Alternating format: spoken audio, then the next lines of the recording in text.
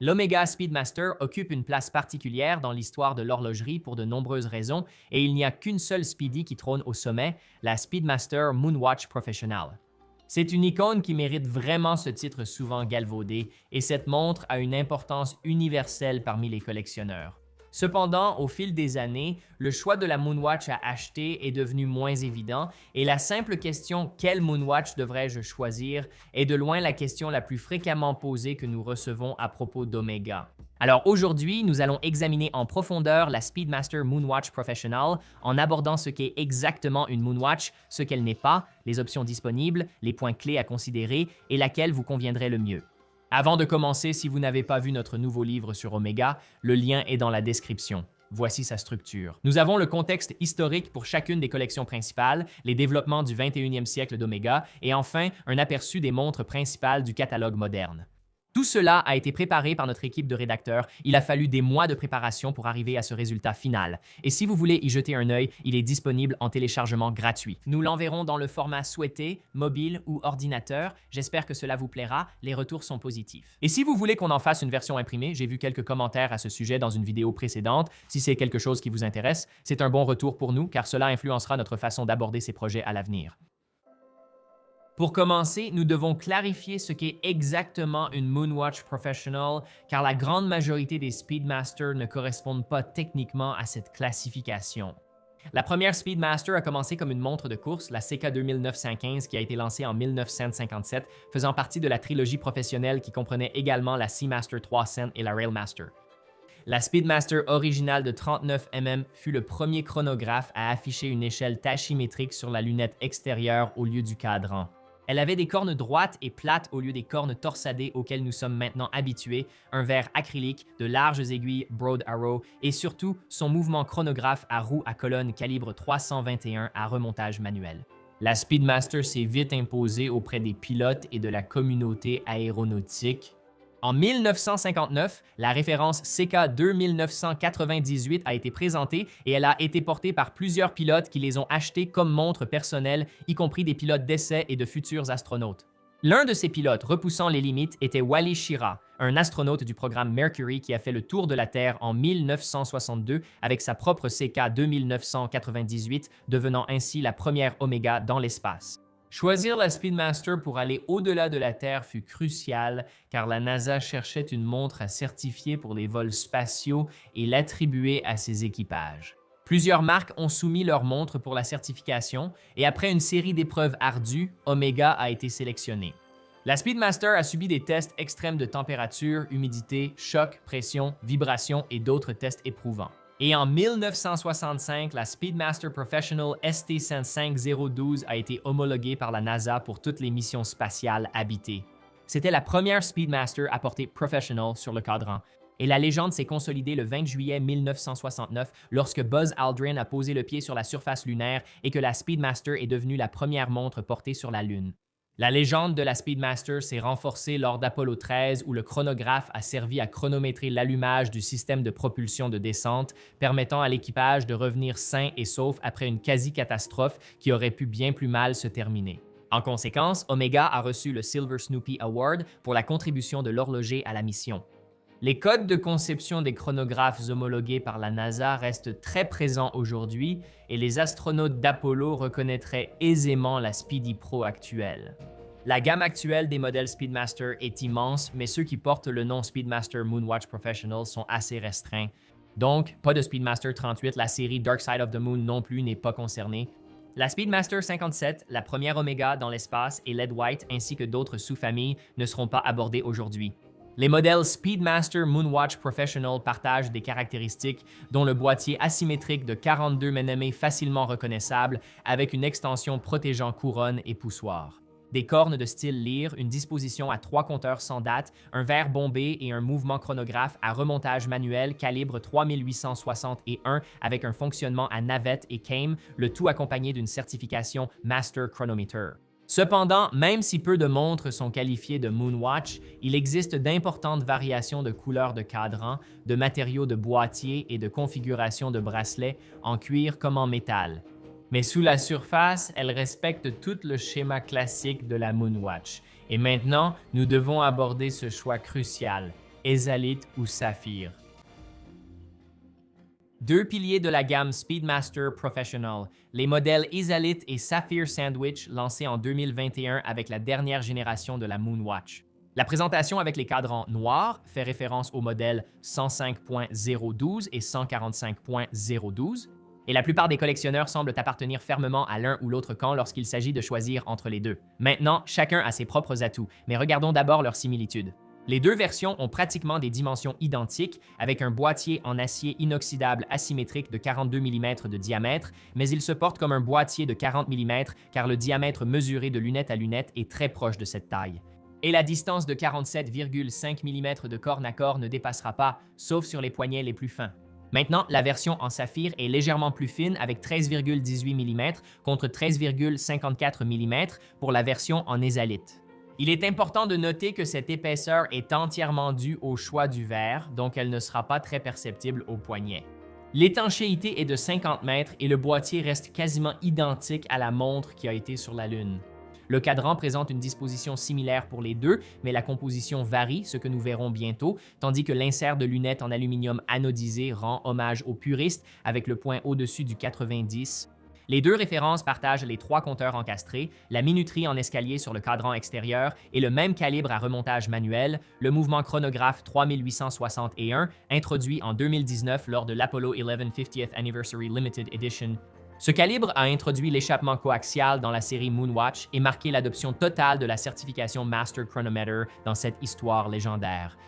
Et enfin, les deux peuvent être équipés d'un bracelet moderne effilé qui permet un ajustement rapide d'environ 2 mm et demi avec de légères différences esthétiques entre les deux versions que nous détaillerons dans un instant. Maintenant, un autre point important concernant le système de micro-ajustement rapide est que cette fonctionnalité a été introduite après la présentation initiale de cette génération. Au lancement, la boucle avait une extension similaire, mais son réglage se faisait avec un outil via des trous classiques. Si vous cherchez ce type de modèle, vérifiez la présence de trous sur la boucle. Sans trous, cela indique le nouveau système de boucle à ajustement rapide. Maintenant que nous avons établi les bases, regardons la Speedy qui reste la plus fidèle au cahier des charges approuvé par la NASA, la Speedmaster Moonwatch Professional en ezalite. L'une des raisons les plus importantes de l'homologation de la version ezalite pour les vols spatiaux habités est son verre bombé en ezalite et sa résistance supérieure à l'éclatement. En plus de sa robustesse, l'aspect de l'ezalite est vraiment inimitable, avec une apparence impossible à reproduire parfaitement avec d'autres matériaux, ce qui crée un effet tridimensionnel unique. Il y a même un minuscule logo Omega gravé au centre. De même, le cadran noir mat, entièrement imprimé de marquages blancs éclatants et d'aiguilles, contraste avec sa texture discrète. La montre et le bracelet présentent principalement une finition brossée, mais il y a aussi quelques touches de polissage qui viennent les rehausser par endroits. On l'observe sur les éléments saillants à droite du boîtier, la facette valorisant les cornes en lyre, ainsi que le bord des maillons, de la lunette et de la boucle. Et enfin, le fond du boîtier renforce le caractère sérieux de montre-outil de la Speedy Pro en ezalite avec un fond vissé en acier inoxydable massif embossé du motif hippocampe d'Omega. Il est entouré du texte gravé qui est presque une écriture sacrée pour l'amateur de Speedmaster indiquant « Homologué par la NASA en 1965 pour toutes les missions spatiales habitées, la première montre portée sur la Lune ». De la même manière que la version en ezalite, la différence la plus évidente avec la variante Sapphire Sandwich est l'utilisation du saphir pour protéger le cadran et le mouvement, offrant un dôme moins prononcé avec une apparence suffisamment distincte lorsqu'on les compare côte à côte, surtout au niveau du bord extérieur. Le saphir est également traité avec un revêtement anti-reflet sur la face intérieure et à mon avis, cela rend le cadran un peu plus sombre visuellement. Lors de ma discussion avec l'ancien responsable du design chez Omega, Gregory Kissling, aujourd'hui PDG de Breguet, il a soulevé ce point. Une autre façon d'identifier le verre est simplement par le toucher, le saphir étant plus froid que l'ezalite en raison de la différence de conductivité thermique des matériaux. Il a proposé de poser le verre sur votre front. J'ai plaisanté sur le fait que cela attirerait des regards en boutique, mais c'est une façon de les distinguer. Le saphir est réputé pour sa résistance aux rayures et c'est le matériau de prédilection pour ceux qui ne veulent pas s'embêter à polir les rayures sur l'acrylique et qui souhaitent que leur montre reste aussi proche du neuf que possible. Sous le verre, le logo Omega sur la version en saphir est appliqué sur le cadran alors qu'il est imprimé sur celle en ezalite. C'est un détail facile à repérer lorsque vous regardez ces montres à travers la vitrine en boutique. À l'arrière, il y a un fond de boîte transparent en saphir qui offre une vue sur le calibre 3861. C'est probablement la raison la plus logique de choisir la version en saphir. Le calibre 3861 est vraiment superbe et grâce à son embrayage latéral et à son remontage manuel, beaucoup d'éléments sont visibles et à admirer. Le dernier point de différence majeur à souligner concerne la différence subtile entre les deux bracelets. Fonctionnellement identique, le bracelet du modèle S-Elite est entièrement brossé à l'intérieur des maillons, tandis que celui du modèle Saphir ajoute une fine bande polie à cet endroit. L'effet donne un aspect plus moderne tout en restant élégant. Avec ces éléments ajoutés au modèle Saphir, le facteur principal reste le prix. Le modèle Saphir est vendu au détail à 9 000 $, tandis que le modèle S-Elite est proposé à 7 800 $. Ce n'est pas une différence négligeable, différence. Je garderai la fin de cette vidéo pour dire à qui, selon moi, chaque Moonwatch Professional convient le mieux. Globalement, les Speedmaster à cadran noir ont plus de points communs que de différences. Votre choix dépendra donc surtout de vos préférences. Comme mentionné précédemment, si vous êtes passionné par la Moonwatch, le choix de ce qui est le mieux est devenu de plus en plus difficile avec les nouvelles options récemment ajoutées. La pièce qui mérite le premier point. La première pièce à mentionner dans ce domaine est la Speedy Pro à cadran blanc laqué. C'est celle qui a créé la frénésie lorsqu'elle a été aperçue au poignet de Daniel Craig en 2023, intégrant officiellement la collection de façon permanente en 2024. Lancer une version à cadran blanc d'une montre existante peut ne pas paraître un événement majeur. Cependant, dans l'histoire de la série Speedmaster Moonwatch Professional, c'est un événement extrêmement rare, la plupart des Speedmaster à cadran blanc étant généralement des éditions spéciales. Comparé à la version noire Sapphire Sandwich, la plupart des caractéristiques techniques sont similaires, les deux montres ayant le calibre manuel coaxial 3861 visible à travers le fond du boîtier. Elles ont toutes les deux le même diamètre de boîtier de 42 mm et sont dotées du nouveau bracelet effilé avec un réglage rapide. Les différences principales sont esthétiques, notamment le cadran à gradins en laquage brillant. L'impression du cadran est réalisée dans un noir intense, rehaussé par les index appliqués, le logo Omega et les aiguilles, tous bénéficiant d'une finition PVD. Un clin d'œil à la combinaison spatiale blanche de la NASA se retrouve dans le texte Speedmaster rouge et l'extrémité rouge de l'aiguille des secondes du chronographe. Pour un look qui change vraiment la donne, nous regardons la Speedy Pro Reverse Panda 2026 disponible en acier inoxydable et en or jaune, ou ce qu'Omega appellera Moonshine Gold. Celle-ci a été dévoilée en douceur avec un aperçu de la version en Moonshine Gold lors du Net Gala 2025 avec le lancement officiel prévu pour janvier 2026. Déjà vu sur l'édition spéciale Speedy Tuesday 2017, les cadrans Reverse Panda du nouveau modèle offrent des détails plus haut de gamme. Le diamètre de 42 mm et la longueur corne à corne de 47,5 mm restent, avec un boîtier légèrement plus épais que la version S-Elite, Saphir Sandwich. Et les modèles à cadran blanc affichent 13,54 mm pour la version en acier et 13,63 mm pour la version en or, probablement pour accueillir la dimension supplémentaire des nouveaux cadrans. La complexité supplémentaire apparaît au niveau des cadrans, composés de deux plaques, chaque couleur étant vernie puis laquée pour un effet brillant et réfléchissant. Les sous-cadrans offrent un contraste incroyable, avec leurs marquages noirs qui ressortent sur le blanc profond et brillant du fond. Les index des heures sont appliqués et rodiés, assortis aux aiguilles crayons, cercle de sous-cadran et logo Omega sur la version acier. Le modèle en Moonshine Gold présente un cadran assorti, des aiguilles et index en or, le logo Omega et des sous-cadrans entourés de rhodium. Autre différence, la céramique est utilisée pour le dot over 90 sur la lunette tachymétrique, contrairement à l'aluminium des anciens inserts. Pour le reste de la gamme Speedmaster Moonwatch Professional, les choses s'accélèrent dès ce point. Avec plusieurs options bicolores et tout en or, on parle d'une proposition très différente des versions en acier. Donc nous n'allons pas passer beaucoup de temps ici, mais nous allons en parler. Maintenant, deux options bicolores est disponible en acier avec des détails en or jaune Moonshine ou en or rose Sedna.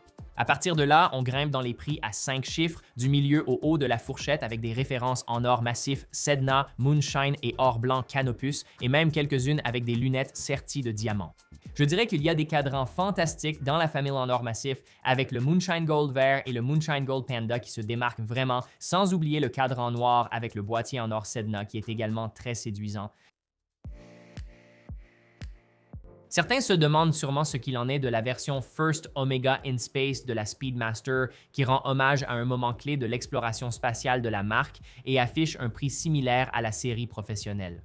Elle est désormais basée sur la CK 2998 mentionnée plus tôt, et bien qu'étape clé dans l'évolution de la Speedy, elle n'est pas vraiment considérée comme une Moonwatch authentique. Elle rappelle la Speedmaster de deuxième génération, célèbre pour ses cornes droites, son boîtier 39 mm et son bracelet à maillon plat. Aiguilles alpha, couronne et poussoir non protégés, autant d'éléments majeurs qui distinguent ce modèle de la montre finalement arrivée sur la Lune. Malgré cela, vous cherchez peut-être toujours une First Omega in Space et vous voulez connaître les similitudes et les différences entre l'une des montres dont nous parlons ici, surtout la version professionnelle à cadre en noir de cette vidéo. Et si vous voulez en savoir plus à ce sujet, j'ai un test complet sur la First Omega in Space où je vais un peu plus loin. En comparant les deux, qu'est-ce que vous devez prendre en compte entre ces deux modèles? Je mettrai le lien en description si cela vous intéresse. Mais pour la Moonwatch professionnelle, il n'est pas pertinent d'entrer dans les détails ici. Maintenant que nous avons passé en revue tous ces détails sur l'importance de la série professionnelle et les différents types qui existent, parlons de celui qui conviendra le mieux à chaque type de personne. Et ce n'est que mon avis. Et je pense que la force de la série Speedmaster professionnelle réside dans sa polyvalence et dans le fait qu'elle peut être portée par tant de personnes différentes. Je pense que ce sont parmi les montres les plus polyvalentes sur le marché aujourd'hui.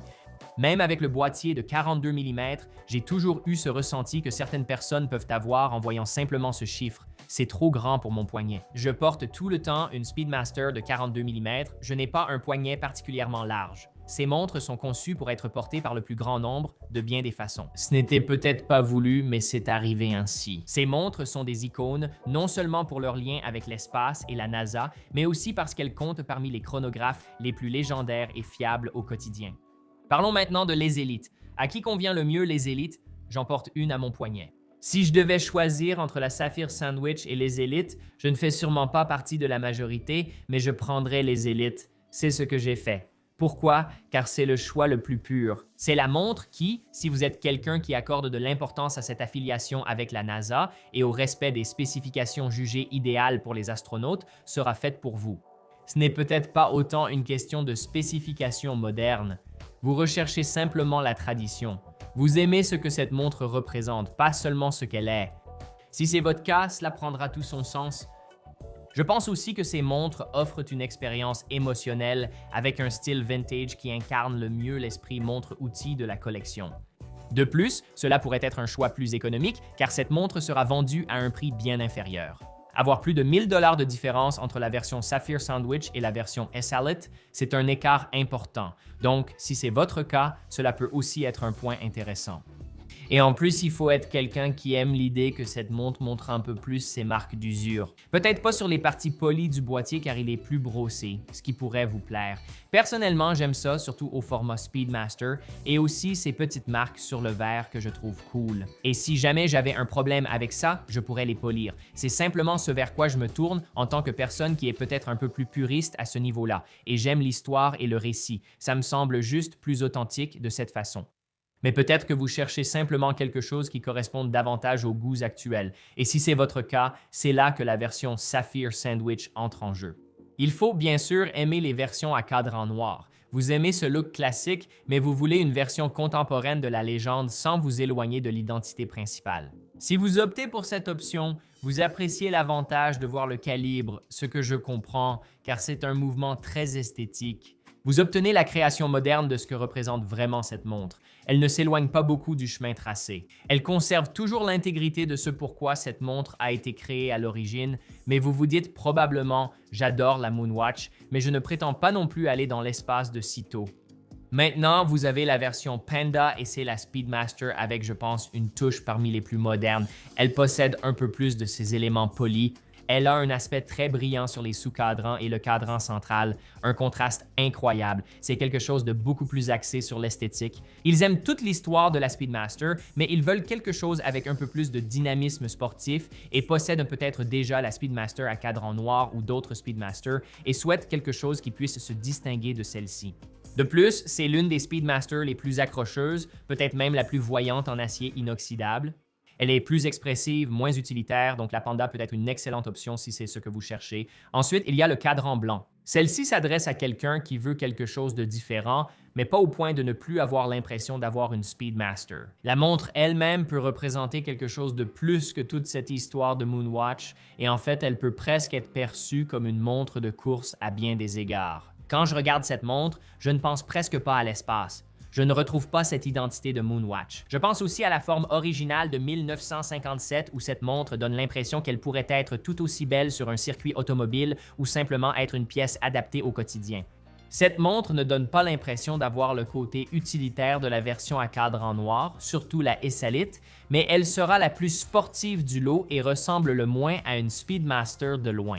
Maintenant, parlons or. Si vous voulez opter pour la Speedmaster en or, c'est avant tout pour un peu de clinquant, mais aussi pour avoir une option de luxe qui ne soit pas trop tape à l'œil. Si vous pensez à toutes les montres de sport avec bracelet en or, vous pensez probablement toujours au même modèle encore et encore. Et malgré la notoriété et l'association de la Speedmaster, ce n'est pas toujours un choix évident dans un boîtier entièrement en métal précieux. Je trouve qu'elle est superbe comme ça.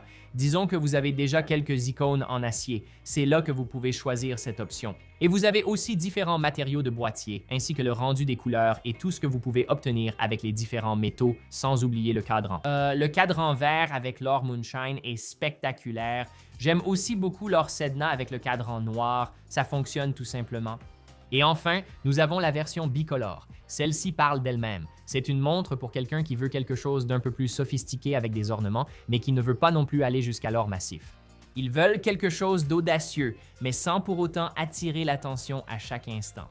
Je pense aussi que choisir cette option est une approche assez sous-estimée et c'est aussi un peu à contre-courant d'une certaine manière. Vous avez une approche un peu différente ici pour exprimer cet héritage Speedmaster d'une manière qui révèle en fait une personnalité inattendue. Et encore une fois, il est assez difficile de déterminer laquelle de ces montres convient à une personne. Et l'autre réalité, c'est que probablement toutes ces montres pourraient convenir à n'importe qui. Cela dépend simplement de votre humeur, d'une certaine manière. Avoir une Speedmaster pour chaque humeur serait un peu excessif, mais tout cela pour dire que c'est l'une des collections les plus emblématiques jamais créées. Et une collection qui, malgré le fait que la Speedmaster soit une série de modèles très vaste, reste assez épurée quand on se concentre sur cet aspect de la légende. Très bien les gars, c'était la vidéo du jour sur les différentes Omega Speedmaster Moonwatch Professional et les points à considérer. Si vous avez apprécié cette vidéo, merci de mettre un pouce bleu, de vous abonner et d'activer la cloche, je vous en remercie vraiment. Si vous souhaitez une analyse similaire pour d'autres modèles iconiques, nous pouvons le faire. Ce sujet suscite beaucoup de questions. Et en tant que propriétaire de ces montres, j'ai senti qu'il était nécessaire d'en parler parce que j'ai quelques avis à ce sujet, mais c'est aussi un sujet un peu plus complexe que ce que les gens imaginent. Et il y a beaucoup de comparaisons entre ces modèles qui se font à peu près à tout moment. Aussi, allez voir teddybalder.com, revendeur agréé pour plus de 35 marques. Chaque achat effectué sur notre site bénéficie d'une expédition rapide, d'un service client dédié et d'une garantie usine complète pour tous les produits que nous proposons. Aussi, si vous êtes de passage dans la région de Cleveland, Ohio et que vous souhaitez découvrir notre nouvelle boutique phare, nous serions ravis de vous accueillir, que ce soit en ligne ou en magasin. Nous serions heureux de pouvoir vous aider avec votre nouvelle montre. Nous allons continuer à faire ce que nous faisons ici et nous aimons vraiment notre travail. Merci encore à tous de nous avoir regardés. Prenez soin de vous et je vous dis à très bientôt.